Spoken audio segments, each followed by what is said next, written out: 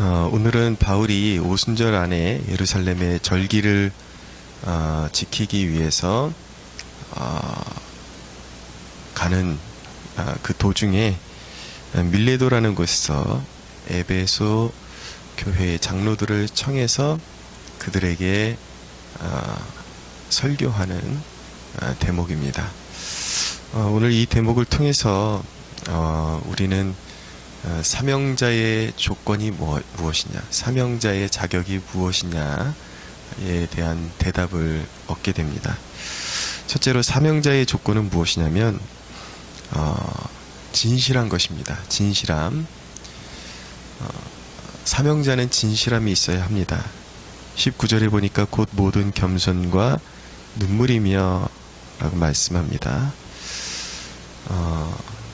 겸손이라는 것은 나를 높이지 않는 것입니다. 내 스스로를 높이지 않는 것이기도 하지만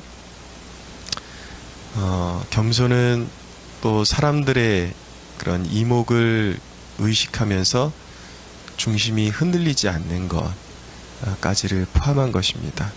사람들이 나를 어떻게 평가할까에 지나치게 몰입한 나머지 사람들의 눈치를 보고 사람들이 당신은 이런 사람이야 하면 거기에 신경 쓰고 또 내가 이렇게 좀 스타일을 바꿔야 되지 않을까.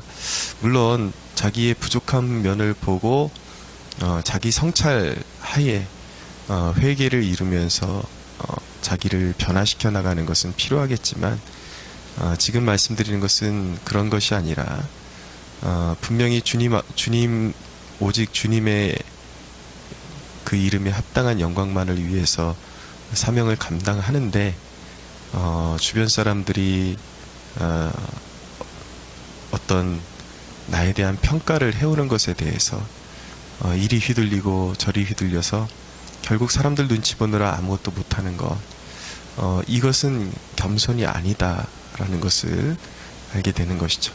그러니까 겸손이라는 것은 주님 앞에서 진실하게 신실하게 오직 주님을 의식하면서 나를 나타내지 않고 나를 위해 살지 않고 오직 주님의 영광을 위해서 사는 자세를 이야기하는 것입니다. 특별히 우리 영혼을 케어하는 그런 사명자들, 리더들은 항상 영혼을 생각하는 그런 마음, 오늘 바울이 모든 겸손과 눈물로 행했다라고 하는데, 이런 진실함, 이런 눈물, 영혼을 향한 그런 애착, 이런 것은 내 마음에서 사람들의 어떤 인기를 얻거나 사람들을 통해서 내 사욕을 채우겠다라는 그러한 마음을 십자가 앞에 내려놓을 때 그 중심에서 우러나오는 것이라고 말씀드릴 수가 있습니다. 그래서 사명자는 진실함이 있어야 합니다. 진실함으로 사람들을 보살피고 가르치고 그렇게 사역을 감당할 수 있어야 되는 것이죠. 또 사명자는 중요한 것이 무엇인지를 알 수 있는 그런 눈이 있어야 합니다. 19절 하반절에 보면 유대인의 관계로 말미암아 당한 시험을 참고 주를 섬긴 것과 라고 말씀합니다. 바울이 가는 곳마다, 사역을 감당하는 곳마다 유대인들이 소동을 피우고 이간질하고 모함을 하고 험난한 그런 시험이 있었다라는 것이죠. 그 시험을 참고 교회를 세우고 사람들을 양육하는 일에 힘썼다라는 것을 보여주고 있는 것입니다. 우리 중에는 어떤 사역을 맡거나 사명을 감당할 때에 사람에게서 오는 시험을 참지 못하고 거기서 벗어나고자 하는 사람들이 있습니다.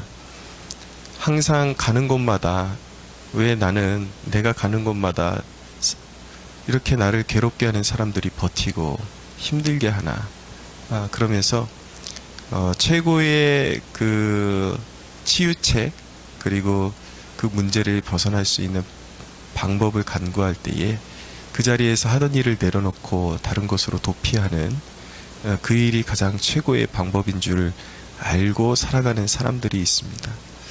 그런데 애석하게도 우리가 살아가는 세상에는 어느 교회를 가든지 어느 직장을 가든지 어느 사회 속으로 어딜 가든지 항상 부딪히는 사람들이 있고 괴롭히는 사람들이 있기 마련입니다.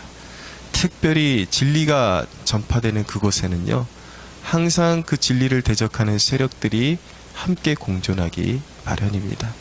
특별히 공동체가 클수록 또 사람들이 많을수록 그곳에는 작정하고 진리를 대적하기 위해서 숨어들어 있는 사람들이 있기 마련입니다.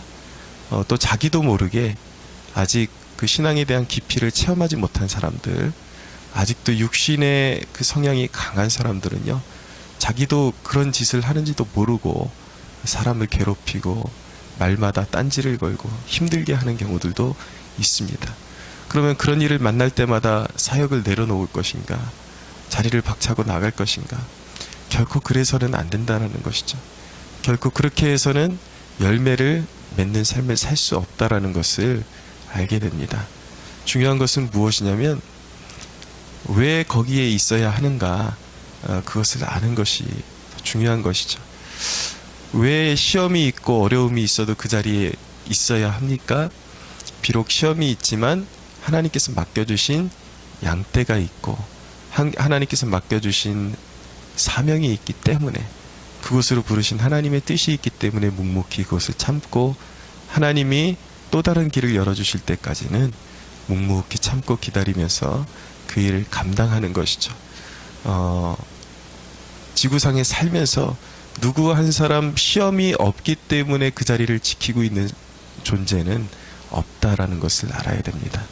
그래서 우리 중에는 사람에게 시험받고 연단받을 때에 습관적으로 그 자리를 피하려고 하는 사람들이 있다면 이제는 마음을 고쳐먹어야 합니다. 시험이 없는 것은 없다. 사람의 괴롭힘이 없는 것은 없다. 그것을 통해서 하나님께서 나를 빚어주시는 과정이기도 하고 또 열매 맺기 위해서 반드시 필요한 과정으로 허락하신 상황이라는 것을 깨닫고 견딜 때에, 그때에 하나님께서 좋은 열매를 맺게 인도해 주신다라는 것을 신뢰하고 오직 하나님 한 분 바라보면서 그 자리를 지켜나갈 수가 있어야 하는 것입니다. 세 번째로 사명자는 진리에 대해서 헌신되어 있어야 합니다. 20절에 보면 유익한 것은 무엇이든지 공중 앞에서나 각 집에서나 거리낌이 없이 여러분에게 전하여 가르치고, 어떤 가르침에 대한 주제에 대해서 자기가 좋아하는 것만 가르치고 사람들이 들음직한, 그리고 사람들이 좋아할 만한 것만 가르치지 않았다라는 것입니다. 그의 영혼에 유익한 것이라면 그 약이 달콤한 맛이 나든지 쓴맛이 나든지 영혼에게 진정으로 필요한 것이라면 어떤 주제든지 가리지 않고 전했다라는 것을 알게 되는 것이죠. 21절에 보면 유대인과 헬라인들에게 하나님께 대한 회개와 우리 주 예수 그리스도께 대한 믿음을 증언한 것이라. 결국 바울의 모든 눈물과 겸손과 섬김의 목적지가 어디인가? 바로 예수 그리스도에 대한 믿음을 사람들에게 심어주는 것이었다라는 것을 알게 되는 것입니다. 목적을 잃은 헌신만큼 나쁜 것이 없습니다. 열심은 있는 것 같은데, 사람들이 많이 모여서 으쌰으쌰 하는 것 같은데 중심이 없는 모임이 있고 목적이 없는 모임이 있습니다. 제가 청년 시절부터 은혜 받고 나서 이렇게 소그룹 리더부터 차근차근 이렇게 섬겨보니까 정말 사람이 있건 없건 그런 모임 가운데 진리를 착실하게 가르치는 리더도 있는 반면에 사람들은 벅적벅적 모이는데 항상 놀러 다니는 것만 좋아하고 아무런 내용이 없는, 근데 또 그런 곳을 사람들은 좋아하긴 합니다. 근데 그것만큼 해악이 되는 경우는 없다는 것이죠. 물론 사람들이 모이는 모임에 때로는 오락도 필요하고 그런 환기를 시킬 만한 그런 어떤 액티비티, 활동 같은 것도 필요하지만 결국 무엇을 위해서 만나고 무엇을 위해서 그 일을 하는 것인가? 예수 없는 모임, 믿음 없는 그런 공동체, 이것만큼 해악이 되는 것은 없다라는 것입니다.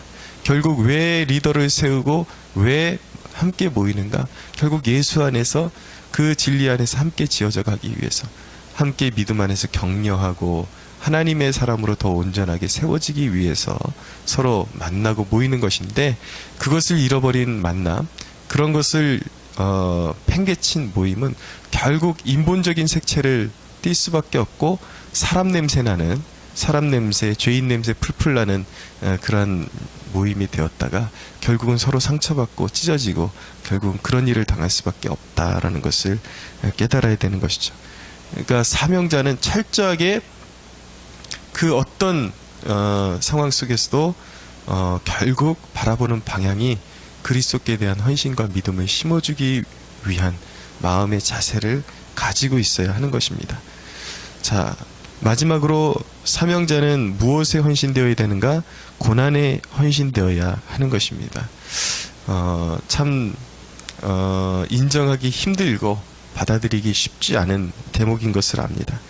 그러나 23절에 보니까 22절부터 보면, 보라 이제 나는 성령에 매여 예루살렘으로 가는데 거기서 무슨 일을 당할는지 알지 못하노라. 오직 성령이 각성해서 내게 증언하여 결박과 환난이 나를 기다린다 하시나 라고 말씀합니다. 오직 성령이, 누가 바울에게 고난을 허락하셨습니까? 그 길을 인도하고 계십니까? 성령께서, 하나님이 그 길을 작정하셨습니다. 물론 그를 괴롭히는 세력들은 사탄의 하수인들이지만 그 모든 상황을 허락하시고 받아들이게 하신 이가 하나님이십니다.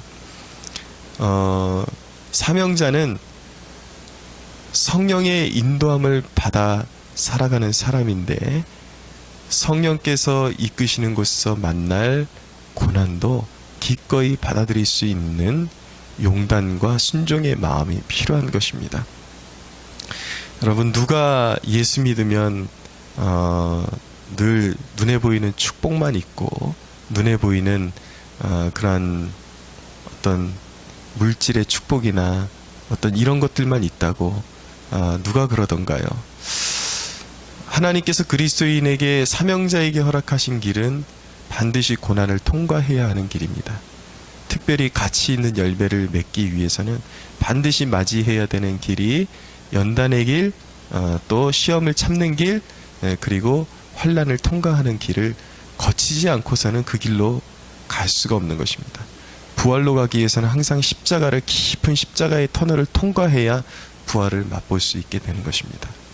근데 이 대목이 참 중요한 것이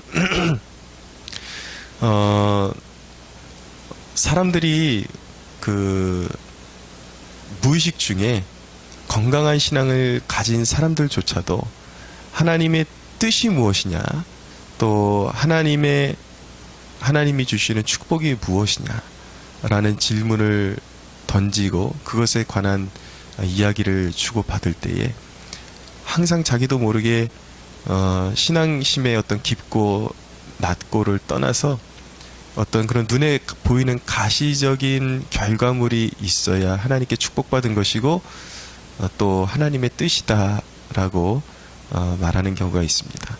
특별히 제가 부교육자 시절에는 다 우리나라에서 가장 크다고 하는 대형 교회들에서 보냈는데 그런 곳에서 사역을 감당할 때는 잘 느끼지 못했다가 제가 이제 이 개척 목회를 시작하고 나니까 늘 사람들과의 부딪히는 그런 대화 속에서, 상황 속에서 느껴지는 것이 무엇이냐면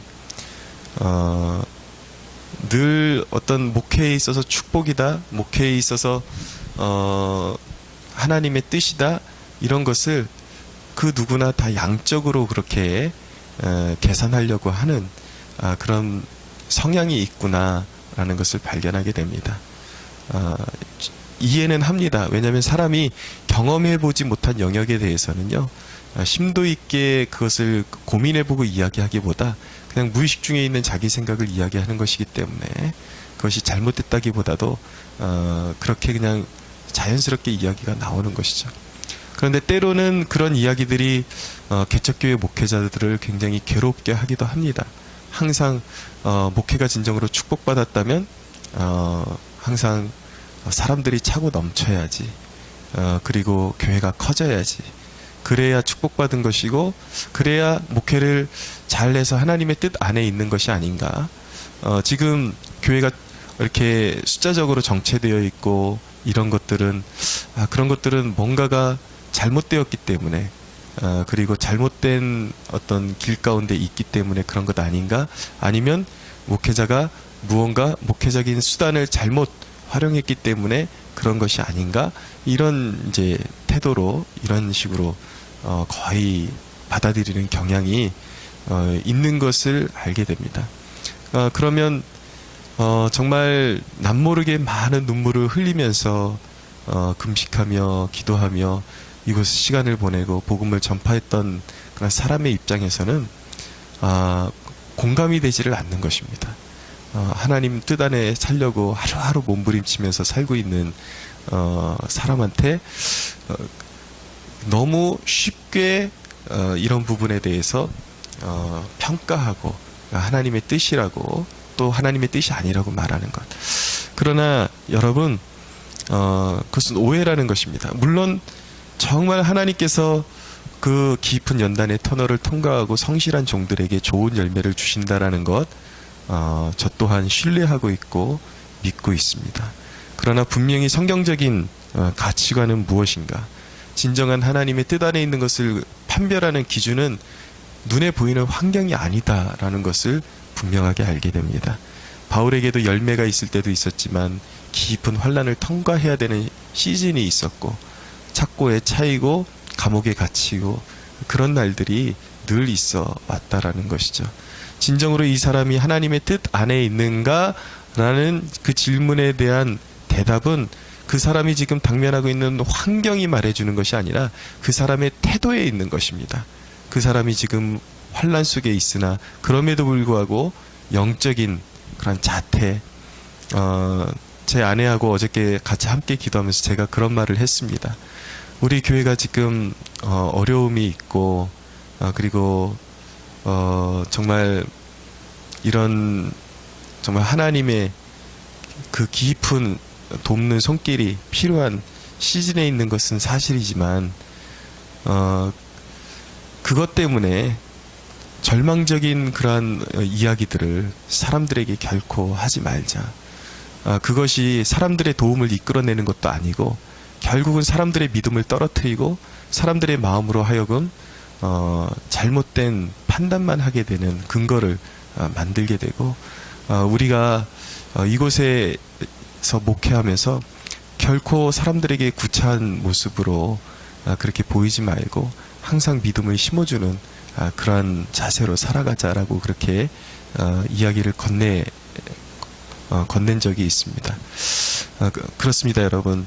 진정으로 하나님의 뜻 안에 있는 사람들의 모습은요, 항상 믿음에 서 있고 그럼에도 불구하고 어려운 상황 속에서도 믿음의 중심을 잃지 않는 모습, 그리고 성결을 추구하는 모습, 이런 데서, 그런 태도에서 이 사람이 하나님의 뜻 안에 있는지를 보게 되는 것이지, 결코 이 사람이 환난을 당하고 있는다 그래서 뭔가 잘못되고 그렇게 단편적으로 평가하는 습관, 그런 안목, 이제는 우리가 교정하고 하나님이 주시는 축복에 대해서 우리가 올바로 깨달을 수가 있어야겠습니다.